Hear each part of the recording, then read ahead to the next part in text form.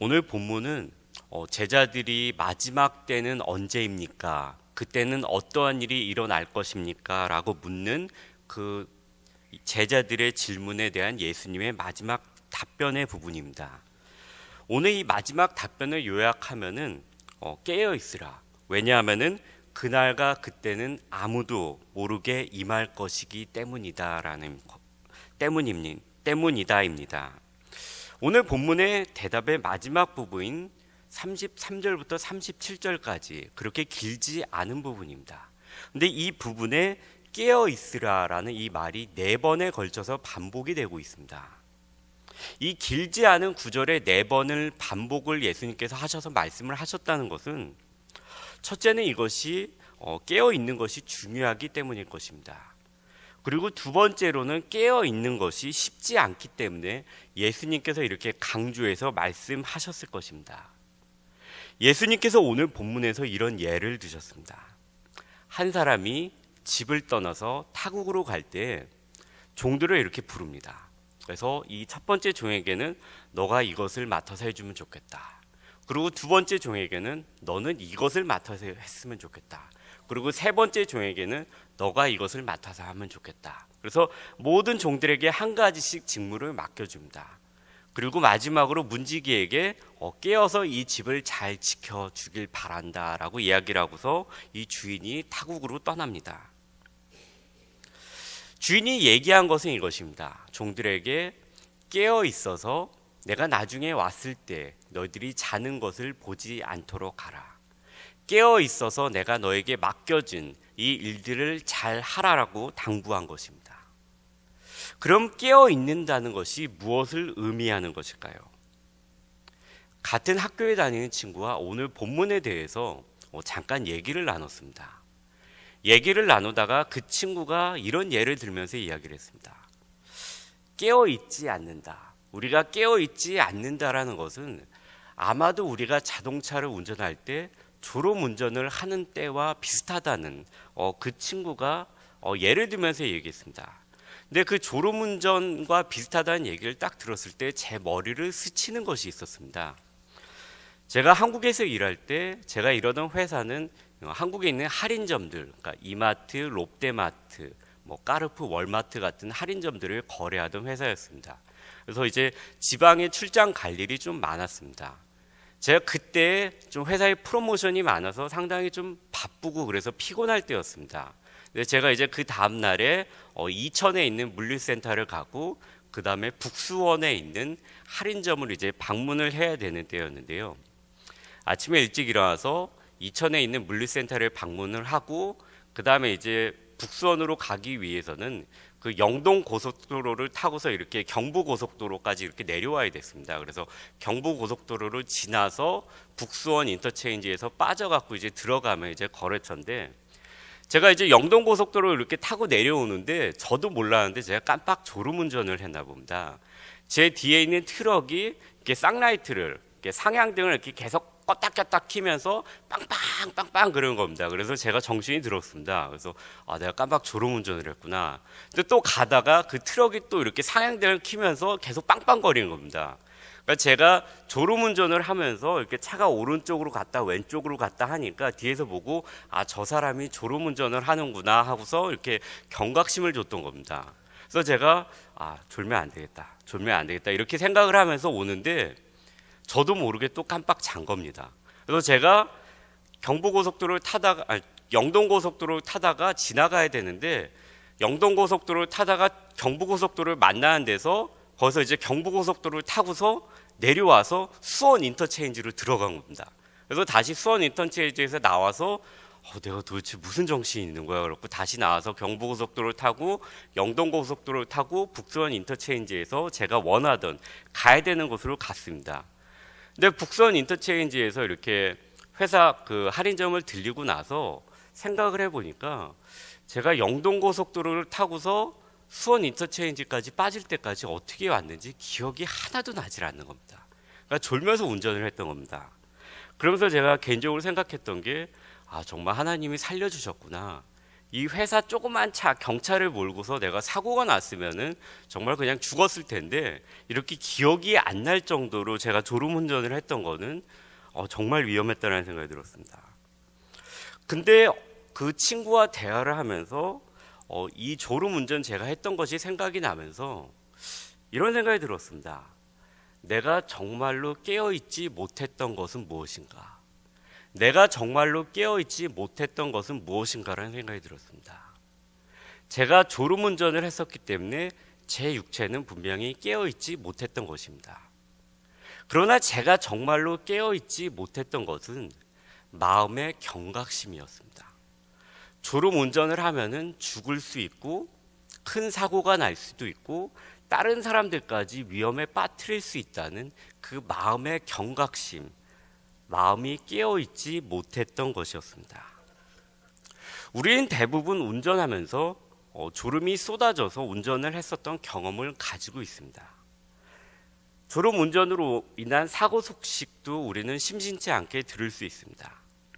그러나 대부분 조금만 가면 되니까 참자 그러면서 졸음을 이렇게 깨면서 우리는 달립니다. 우리가 눈에 보이는 육체의 일도 이런 위험으로부터 우리의 마음이 정말로 깨어있지 못해서 조금만 가자 이러면서 가는 일이 상당히 많이 있습니다.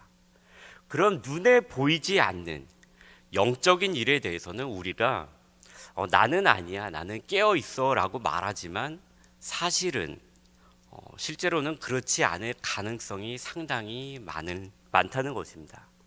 아마도 거의 분명할 것입니다. 영적인 일에 대해서는 우리가 마음의 경각심을 나도 모르지만 잊고 사는 경우가 상당히 많을 것입니다. 만약에 우리가 깨어있는 것이 정말로 쉽다면 예수님께서 이렇게 여러 번에 걸쳐서 경고하시지 않으셨을 것입니다. 그럼 어떻게 하는 것이 깨어있는 것일까요? 깨어있는 것이 무슨 의미일까에 대해서 곰곰이 제가 생각을 하다가 데살로니가 전서에 제 생각이 고정이 되었습니다.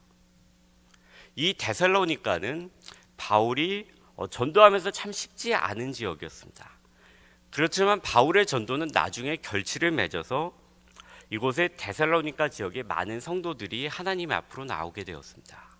그래서 바울에게는 이것이 참 기쁜 일이었습니다. 그러다 나중에 바울이 이 데살로니가 지역을 떠나고 이 데살로니가 교회에 너무나도 가고 싶었지만 여러 번에 걸쳐서 갈 수가 없었습니다. 그래서 디모데를 보내서 그 지역에 있는 성도들이 어떻게 잘 하고 있는지 알아보라고 보냈습니다. 그리고 나중에 디모데를 통해서 들려온 소식은 너무나도 기쁜 소식이었습니다. 그 지역에 있는 성도들이 너무나도 잘 하나님의 말씀 안에서 살고 있다는 것이었습니다. 특별히 데살로니가 전서 5장 1절과 2절을 보게 되면은 이 데살로니가 지역에 있는 성도들이 크리스찬으로서만 잘 살고 있는 것이 아니라 마지막 때에 어떠한 성도의 자세로서 살아야 하는지에 대해서 바울 사도가 이렇게 적고 있습니다. 형제들아, 때와 시기에 관하여는 너희에게 쓸 게 없다. 쓸 것이 없음은 주의 날이 도둑같이 이를 줄을 너희 자신이 자세히 알기 때문이라. 이 마지막 때에 대해서 이 데살로니가 지역 성도들이 너무나도 잘 알고 그대로 살고 있었기 때문에 바울이 내가 너에게 대해서 이 부분에 대해서는 더 이상 쓸 것이 없다라고 이야기할 만큼 이 데살로니가 지역 성도들은 너무나도 이 마지막 때에 대해서 우리가 갖춰야 될 자세를 가지고 잘 살고 있었습니다. 데살로니가 전서를 이렇게 쭉 읽다 보면은 데살로니가 성도들의 삶, 특별히 데살로니가 전서에 있는 그들의 삶의 모습은 지금 이 시대를 살아가는 저와 우리 모두에게 마지막 때를 살아가는 삶은 이래야 되겠구나라는 것을 참 많이 가르쳐주고 있다는 생각이 들었습니다.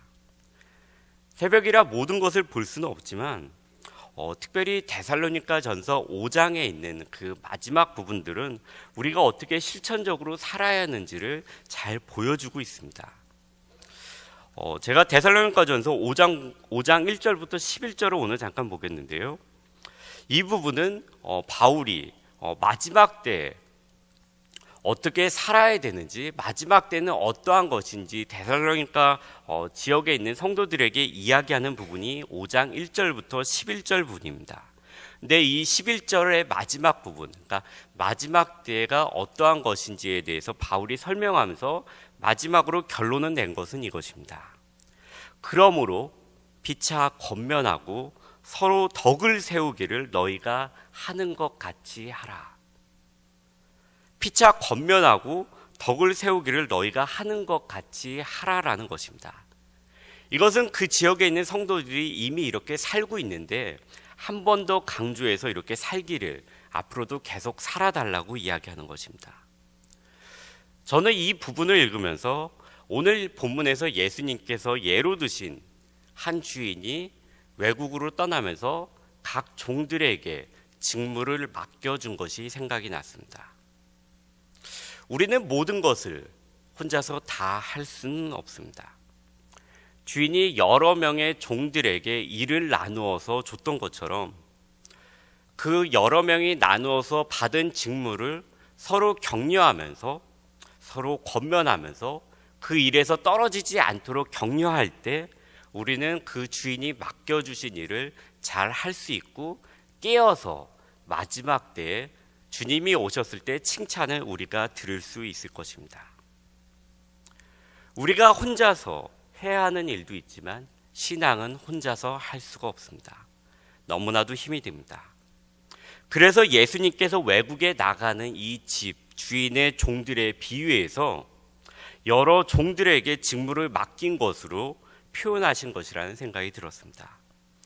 내가 혼자 기뻐하고 쉬지 말고 기도하고 범사에 감사할 수 있습니다. 그러나 혼자서 기뻐하고 쉬지 말고 기도하고 범사에 감사하는 생활에 집중할 수 있었던 수도원이 번성했던 시기는 중세 교회의 암흑 시기였습니다. 우리가 혼자만의 경건을 추구하며 조용히 왔다 조용히 가는 신앙생활을 한다면은 이 마지막 때에 쏟아지는 암흑의 유혹의 물결을 막을 수 없을 것입니다. 우리가 마지막 때에 깨어 있다고 하는 것은 나의 옆에 형제, 나의 옆에 자매가 신앙에서 떨어져 나가려고 할 때, 또는 그 자매 형제가 의심이 들어 힘들어하고 있을 때, 또는 신앙의 나태함 가운데 있을 때, 고난 가운데 있을 때 예수 그리스도를 붙잡으라고 권면하고 덕을 세워주는 것이 깨어있는 신앙생활이라는 것입니다. 우리는 서로 깨워주고 깨워야 나중에 주인이 왔을 때 우리 모두 시대의 풍조에 휩쓸리지 않고 깨어있을 수 있을 것입니다. 큰 물결 앞에서 나 혼자는 그것을 막을 수 없습니다.